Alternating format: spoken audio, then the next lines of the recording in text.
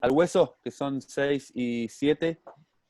Ya venimos de una clase, así que estamos ya entrados en calor. Bueno, les presento un poco. Claudio Chevar es ex trabajador jubilado de Parques Nacionales, un apasionado por el no dejar rastro. Ha participado en diferentes programas y le mete mucha pila, es un motivado, por eso nos pareció buenísimo que comparta lo que sabe durante todos estos años con nosotros. Y después, por ahí, bueno, va a estar hoy, el lunes que viene, y por ahí más adelante, en esos espacios que quedaban de noviembre, vamos a invitar capaz a alguien por ahí con formación de no deje rastro, pero del lado de guía. Así que bueno, Claudio, muchas gracias por dedicarnos este tiempo a compartir tu experiencia y tu conocimiento. Bueno, ¿qué tal? Buenas tardes. No, gracias, Gracias. gracias a la AGM. Bueno, hola a todos. Vamos a hacer así. Yo voy a pasar un PowerPoint, voy a compartir la pantalla y voy a ir comentando. Si tienen preguntas sobre algo concreto que estoy diciendo en el momento, o interrumpen o mandan un mensajito por el chat.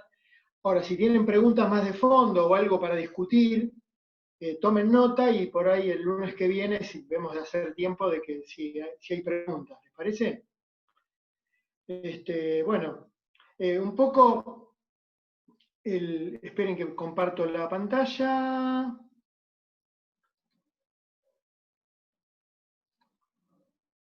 Ahí vamos.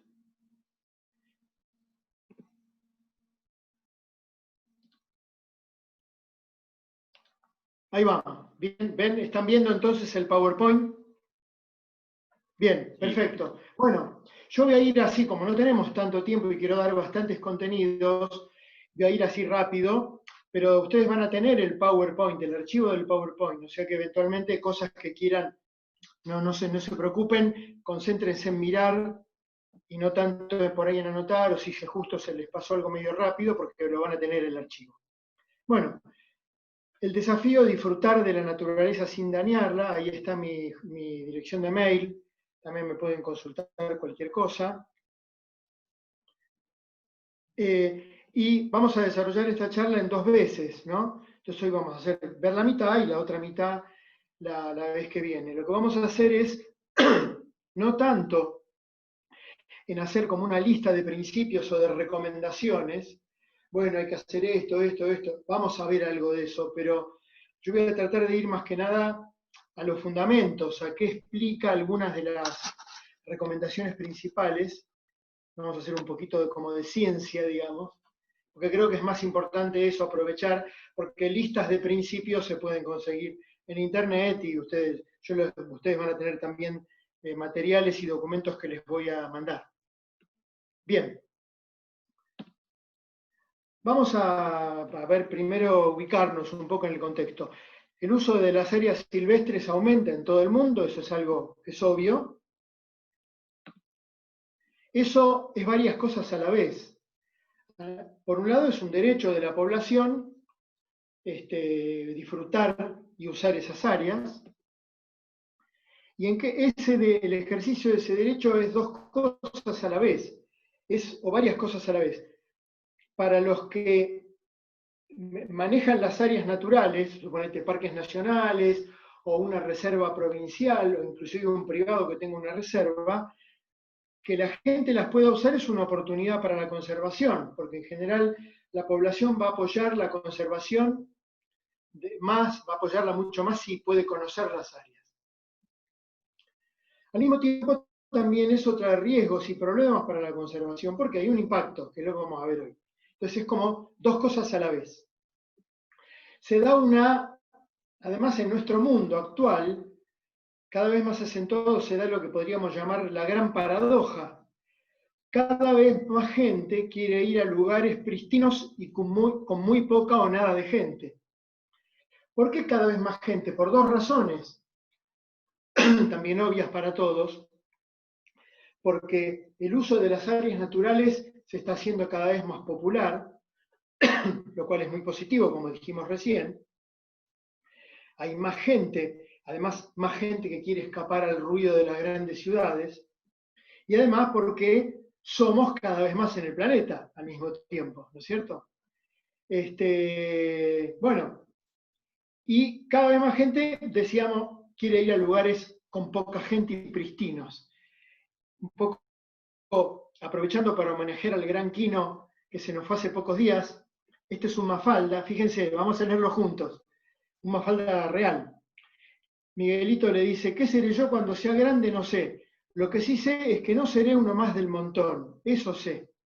Mafalda se queda pensando y piensa, otro más que engrosa el montón de los que no quieren uno más del montón. O sea, en definitiva es esta gran paradoja, todos queremos ir a estar solos a lugares súper exclusivos.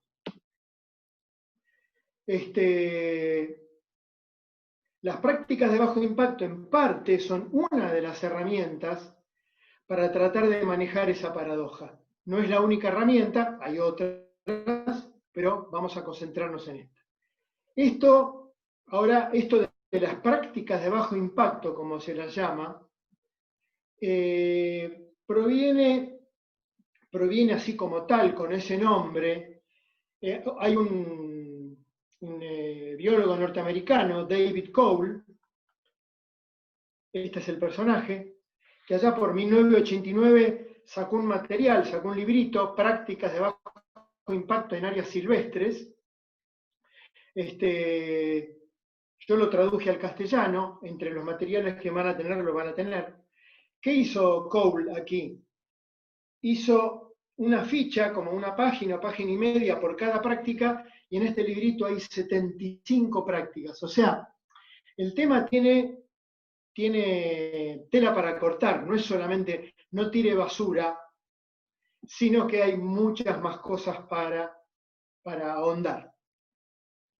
A partir de ahí, de esto pionero de David Cole, bueno, también esto se basó en mucha investigación. Hay gente que investiga, gente, por ejemplo, yo cuento porque a veces es gracioso, biólogos o ingenieros forestales que están medio chiflados, que su investigación consiste, bueno, van, acampan en un lugar, miden la vegetación, miden el suelo, después pasan, hacen el mismo trayecto 25 veces, miden, después lo hacen 50, 100, 200 y miden la vegetación, y en base a eso estudian en detalle cuál es nuestro impacto en la naturaleza. Y a partir de ahí se han sacado una serie de leyes y principios que hoy vamos a tratar de entender. Bueno, en esta diapositiva, que como les repito, van a tener el PowerPoint, o sea que esto lo van a tener, yo acá puse varias direcciones de internet, o sea, algunos links que creo que son muy útiles y muy recomendables que los tengan, los usen. LibNoTrace, de paso explico qué es LibNoTrace. En Estados Unidos se formó, a partir un poco de este trabajo pionero de David Cole y otros, que entre paréntesis les comento, en Estados Unidos hay un instituto dedicado exclusivamente a estos temas, a investigar temas de prácticas de bajo impacto y cosas relacionadas, ¿no? Se llama el Aldo Leopold Wilderness Institute, el Instituto sobre Áreas Silvestres Aldo Leopold, que está en Montana. También tiene su página web, y se puede entrar a investigar un poco ahí. Pero luego se formó un consorcio entre ONGs y el Estado, un consorcio que integra por la parte privada a NOLS, que es la National Outdoor Leadership School, Escuela de Liderazgo en Áreas Silvestres, la NOLS, el Servicio de Parques Nacionales de Estados Unidos, el Servicio Forestal, el Buró de Manejo de Tierras, y no me acuerdo si me olvido de alguien, y formaron ese consorcio que es LibNoTrace, que en castellano es No Deje Rastro. Acá tienen un sitio web, tienen mucho material, se puede entrar a investigar, bajar material, mayormente en inglés, desgraciadamente. Tienen un blog. Hay un video muy lindo, corto, de prácticas de bajo impacto del National Park Service de Estados Unidos. Hay una página Facebook de quien habla. Yo armé una paginita Facebook donde voy subiendo materiales de Live No Trace y otras cosas. Es prácticas bajo impacto. Les recomiendo que entren acá, le den like, le den me gusta y tratemos de hacer crecer esto. Live No Trace tiene un canal de videos en YouTube. Yo en la página Facebook voy colgando los videos que sacan. Siguen sacando, cada 15 días más o menos sacan un videíto de 1 minuto y medio, 2 minutos, con alguna práctica. Están en inglés, desgraciadamente. Estoy en tratativas con Live No Trace para ver si me dejan traducir los videos, subtitular los videos al castellano. Estamos en eso. Después, la NOLS Chile sacó un video, ya tiene varios años, pero está bueno, un video con las prácticas de bajo impacto, y los alumnos de la Escuela de Guardaparques de 2007 adaptaron eso, hicieron un video, que está en cordobés el video, está en castellano, hecho por gente de Córdoba, está también lindo. Bien, continuemos. Todo esto que les cuento se ha condensado en lo que se llaman los 7 principios de no deje rastro. Si bien Cole había hecho 75 prácticas, esto se puede condensar en 7 principios que, a la larga, en el fondo, todo está en estos 7 principios. Entonces, en esta charla vamos a ir viendo los 7 principios y los vamos a ir recorriendo. Los vamos a repasar acá, leerlos todos. Estos 7 principios yo diría que se los tienen que tatuar, más o menos. Ustedes lo tienen que llevar en su ADN. Traten de fijarlos, hasta memorizarlos. El primero, planifique y prepare su viaje con anticipación. El segundo, viaje y acampe en superficies resistentes. Número 3, disponga adecuadamente de lo que no puede regresar. 4, respete la fauna silvestre. 5, minimice el uso de fogatas. 6, respete a otros visitantes. Y 7, deje lo que encuentre. Entonces, vamos a ir desarrollando los 7. Algunos medio rápido, otros vamos a ahondar bastante. El primero, planifique y prepare su viaje con anticipación. ¿En qué consiste? Bueno, obviamente, ustedes como futuros guías, es obvio que hay que planificar el viaje con anticipación, ¿no? Para no morirte de frío, para no perderte, pero ¿en qué esto influye en el aspecto de disminuir el impacto? En varios aspectos. En saber de antemano dónde está permitido caminar, dónde no, dónde se puede hacer fuego, dónde no, dónde hay infraestructura para acampar y dónde no. Y evidentemente, hasta la cuestión elemental de no perderse tiene mucha implicancia en el impacto ambiental. Yo siempre cuento la misma historia de un chico, por ahí los que son barilochenses tal vez se acuerden, y tienen algunos años, tal vez se acuerden del caso de un pibe, Nahuel, que se perdió en el Chalhuaco. Acá el Chalhuaco, un lugar muy lindo, con los amancay en febrero explotan, entonces está todo florecido. Bueno, cuando se perdió Nahuel, obviamente, brigadas de búsqueda, y obviamente hubo que pisotear todos los amancay. No íbamos a andar diciendo, no, miren, no, para buscar a Nahuel no pueden pisar los amancay. Obviamente, cuando alguien se pierde, pasan a tener prioridad las consideraciones de búsqueda de una persona, obvio. Y eso, la gente que se pierde, inevitablemente por ahí echa por la borda años de cuidado que vos por ahí tuviste en un determinado lugar. Entonces, no perderse es fundamental también para disminuir el impacto ambiental. Entonces, prepare su viaje con anticipación, tiene que ver con el equipamiento que se lleva, el calentador, cómo disminuimos, preparamos la comida que llevamos, la pensamos y llevamos los recipientes de manera tal que minimicemos o evitemos dejar basura. Obviamente, dejar basura en el lugar no, pero minimizamos entonces lo que tenemos que traer de vuelta, etc. Y el tema de saber a dónde vamos y llevar cartografía. Bien. Segundo principio, viaje y acampe en superficies resistentes. ¿Vamos bien por ahora? ¿Todos están viendo y escuchando bien? Bien, muy bien. En este principio es sumamente importante. En este nos vamos a detener mucho, porque vamos a ahondar un poco en entender qué hay detrás, por qué, ¿no? Muy bien. ¿Por dónde caminamos cuando caminamos en un área natural? ¿O sobre qué acampamos cuando acampamos? ¿O hacemos picnic? ¿O hacemos un uso diurno, digamos? Sobre el suelo. Entonces vamos a ver un poquitito qué es el suelo, cómo está formado. No pretendo que se acuerden de memoria cómo se llaman estos horizontes. Acá el concepto, ¿cuál es? El concepto que quiero que ustedes tengan es que el suelo no es meramente un cacho de tierra. El suelo tiene una estructura. Tiene una estructura de capas que se llaman técnicamente horizontes, ¿no? Horizonte D, horizonte C, B, A y horizonte O, arriba de todo.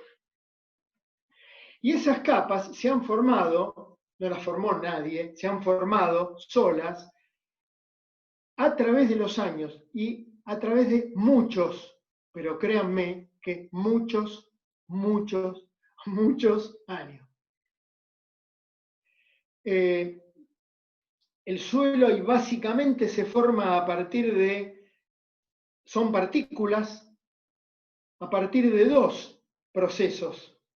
A partir de lo que está debajo de todo, que ya sabrán lo que es, la roca madre, porque la roca madre se va deshaciendo por el clima, por los cambios de temperatura, por la erosión, el desgaste, y también por partículas que llegan desde otros lugares de la Tierra, ¿no? El viento o el agua van trayendo partículas que en definitiva provienen de rocas madres de otros lados, pero en definitiva al final es la roca madre la que se va descomponiendo y da lugar a partículas.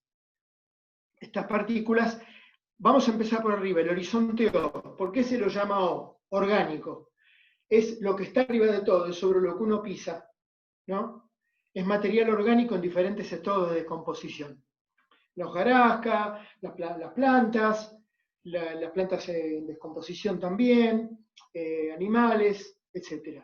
Luego viene el suelo mineral, que se llama, el horizonte A y el B, que es las primeras capas minerales, y así sucesivamente. Lo importante acá para entender es que cualquier acción que uno haga que afecte o que retire alguna de estas capas, va a llevar muchísimos años para que estos procesos nuevamente formen nuevamente las capas. Vamos a acercar una lupa en un suelo imaginario. ¿Cómo estaría formado un suelo? Cualquiera de estos horizontes.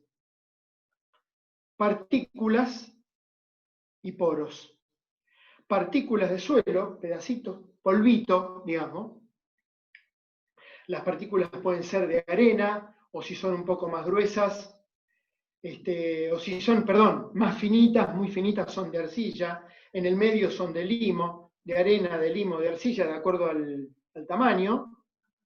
Y entre las partículas hay poros. ¿Por qué hay poros? Las partículas no es que alguien las cortó y son como ladrillitos. Tienen este origen un poco caótico, las trae el viento, el agua o la roca que se va descomponiendo. Entonces tienen formas irregulares. Entonces, como tienen formas irregulares, entre las partículas hay poros. Los poros pueden ser de dos tipos. Poros con aire, acá, o poros que se rellenan con agua. Otra cuestión importante para entender respecto al suelo, que esto de que no es un mero cacho de tierra, que tiene capas, como vimos antes, pero también, ¿qué hay en los suelos? Hay muchos organismos vivientes. Esta es la otra gran cuestión muy importante que ustedes tienen que entender. El suelo es un ecosistema. ¿Qué organismos hay? A ver, piensen conmigo. Las raíces de las plantas. Las raíces del árbol del coigüe de 40 metros están en el suelo. También raíces de plantas más pequeñas, también hay algas microscópicas, hay hongos, hay virus, hay bacterias. Y hay fauna del suelo. ¿Qué fauna? Hay lombrices, la famosa lombriz de tierra está en el suelo, lombrices, insectos, animales microscópicos, protozoarios, etcétera, etcétera. Entonces, en el suelo hay un importante y variado ecosistema, con cosas visibles y cosas no visibles al ojo desnudo. ¿Por qué es importante que entendamos esto? Ese ecosistema, ya se podrán imaginar, todos esos organismos vivientes necesitan o el aire o el agua. O sea, si nosotros a un suelo le sacáramos los poros, ergo, le sacáramos el aire y le sacáramos el agua, sufriría o desaparecería la mayor parte de los organismos vivientes que están en ese suelo. Creo que estamos de acuerdo hasta ahora, creo que es fácil y esto lo entiende. Bien, la siguiente. Esto es un paisaje, el corte de un paisaje imaginario cualquiera, que bien se puede aplicar acá a la Patagonia o cualquier lado. Las sierras de Córdoba también, tengo entendido que hay gente de Córdoba también en el curso, que hay gente de Patagonia y de Córdoba, ¿es así? Bien. Un paisaje y lo que pasa con el agua. Fíjense. ¿Cómo llega el agua al paisaje, a mi paisaje? Por precipitación. Bien. Agua o nieve. Acá lo que nos importa ver de este gráfico es qué dos cosas le pueden pasar al agua cuando llega a la superficie. Acá. Le pueden pasar tres cosas en realidad. Una es que parte se evapora. Se evapora directamente o a través de las plantas. Pero ahora me quiero concentrar en las otras dos cosas que pueden pasar. Una es esta, la infiltración. ¿Qué es la infiltración? Es el agua, cuando llega, despacito, lentamente, va corriendo hacia abajo, ¿por entre qué? Vamos a la anterior, por entre las partículas del suelo. Y entonces el agua se infiltra lentamente por entre las partículas. Va llenando los poros de agua y al final, lentamente, el agua baja. ¿Hasta dónde? Hasta donde se lo permita la estructura que hay debajo. Si está la roca madre, llega hasta la roca madre, en general suele haber algo antes, porque siempre hay alguna capa impermeable de arcilla, por ejemplo, que no le deja al agua seguir penetrando. Cuando el agua no puede seguir penetrando, se forma lo que todos conocemos como la famosa napa. Se forma como una especie de río subterráneo, digamos, que es la napa, o acuífero. Y la otra cosa que le puede pasar al agua, si no se infiltra, es que corre por la superficie. Eso se lo llama que se escurre, o se la llama escorrentía. En definitiva, resumiendo, al agua le pueden pasar dos cosas: se infiltra hacia abajo o se escurre por la superficie. ¿Ok? Muy bien. Volvamos a la anterior. ¿Qué pasa cuando pisamos repetidamente sobre un suelo? Porque caminamos, no una vez, caminamos muchas veces o camina sucesivamente mucha gente por un determinado sitio o acampa de mucha gente en un determinado sitio. ¿Qué ocurre? Elemental. Por la presión sucesiva de la pisada, de los cuerpos que van pisando, las partículas de suelo, digamos, van desapareciendo los poros con aire. Las partículas se van acercando y desaparecen los poros por la presión. Eso tiene un nombre, que ya muchos de ustedes seguramente lo sabrán. Se dice que el suelo se compacta.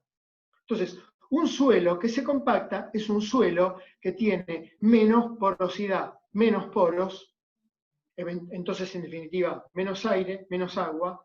Si se compacta al extremo, pueden llegar a desaparecer los poros de este suelo.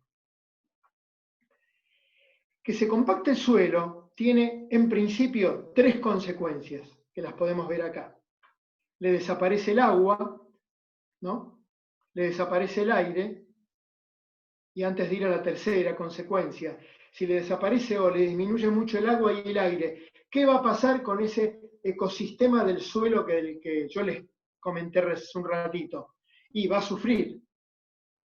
Las raíces de las plantas van a sufrir, todos esos organismos que están en el suelo van a sufrir y eventualmente muchos van a morir y desaparecer. La tercera cosa que pasa es que aumenta la escorrentía. Se ve claro, ¿no? O sea, el agua, la precipitación no sigue siendo la misma. Digamos, la precipitación no se enteró que el suelo se compactó, no le importa. La precipitación sigue cayendo igual. Si disminuye la infiltración, porque el suelo se compactó, entonces aumenta la escorrentía. Al haber disminuido la infiltración, aumenta la escorrentía y entonces se traslada mucho más agua por la superficie del suelo. ¿Qué pasa si se traslada más agua por la superficie del suelo? Hay más arrastre, ergo, más caudal de agua que va por la superficie, más velocidad, y entonces se arrastran más partículas de suelo que son arrastradas por esta escorrentía, aumentada. Ergo, ocurre lo que también todos ya conocen como palabra, que es la famosa y nunca bien ponderada erosión. Entonces, la compactación del suelo conduce a que sufra el ecosistema, sufre ese suelo, pero también aumenta la escorrentía y aumenta la erosión. En definitiva, al aumentar la erosión, hace que el suelo sea desplazado, porque ahora vamos a ver algunas fotos, y aumenta la cantidad de partículas de suelo que llegan a donde llega la escorrentía. ¿A dónde llega la escorrentía? En general. Se lo pueden imaginar. Llega al lugar más bajo del área donde uno se encuentre, digamos. O sea, a los lugares bajos de la cuenca, que depende de donde uno esté, va a ser el arroyito, o va a ser el mallín, o va a ser el río, o el lago, o la laguna. Muy bien. Guárdense esto en la memoria. Vamos a otra diapositiva. Esta figura muestra un poco la secuencia de lo que pasa en el suelo cuando pisamos reiteradamente. Disculpen, está en inglés, es un libro en inglés.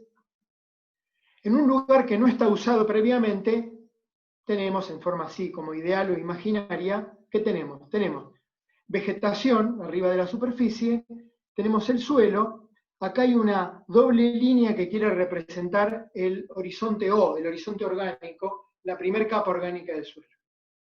Está todo intacto, acá hay suelo y hay piedras enterradas, como suele haber en general en muchos suelos. Con un poquitito de uso, fíjense, ¿qué ocurre? Sigue estando todo cubierto por vegetación, pero ya un poquitito empieza a sufrir la vegetación. ¿Por qué sufre? Porque la abrasión reiterada y la presión hace que la vegetación empiece a sufrir. Y además, aunque no se ve muy bien en el dibujo, esta capa orgánica acá está más flaquita, ¿sí? Se quiere representar que está más flaquita.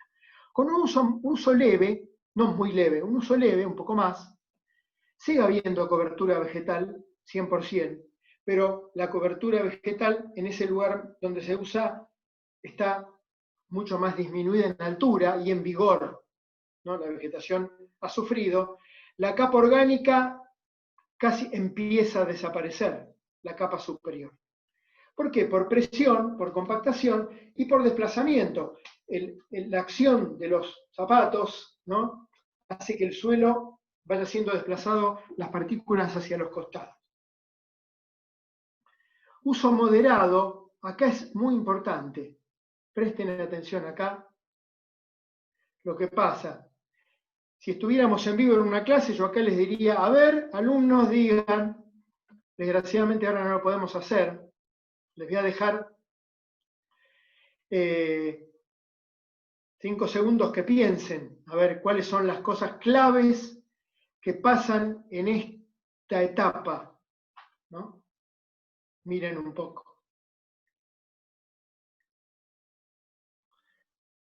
Bueno, fíjense, por un lado, empieza a aparecer suelo desnudo, muy importante.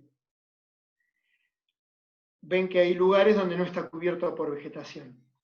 Y otra, segunda cosa, desapareció la capa orgánica. Y tercera cosa, importantísima, es que, fíjense, empezó a aparecer una concavidad, o sea, esto venía todo horizontal y acá se empieza a hacer como una concavidad. Muy importante.